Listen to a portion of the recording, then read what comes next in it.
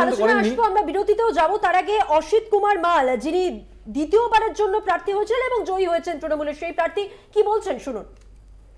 বলছি প্রায় 3 লক্ষ কাছাকাছি ভোটে আপনি যে জয়লাভ করেন, আপনার জেলা সভাপতি নেই, তবুও হাসপুর ব্যাপকভাবে পড়লো জেলা, কি বলবেন?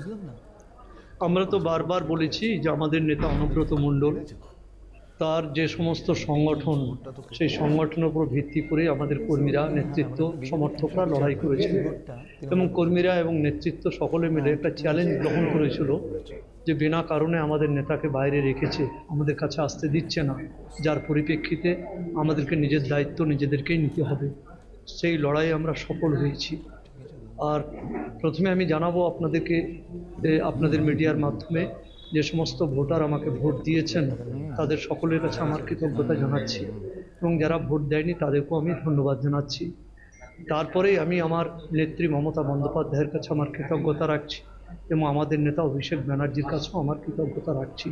আমার বীরভূম জেলার পুরো কোর কমিটি, মন্ত্রী, সভাধিপতি, এমএলএ যারা সকলেই আছেন, সুদীপ্ত, সকলেই যারা আছেন, সেই টিম চরমভাবে কাজ করেছে। ব্লক, অঞ্চল, বুথ সমস্ত নেতৃত্ব এবং কর্মী চরমভাবে লড়াই করেছে এবং যারা ভোট দিবে তারাও কিন্তু আমাদের সঙ্গে সঙ্গ দিয়েছে।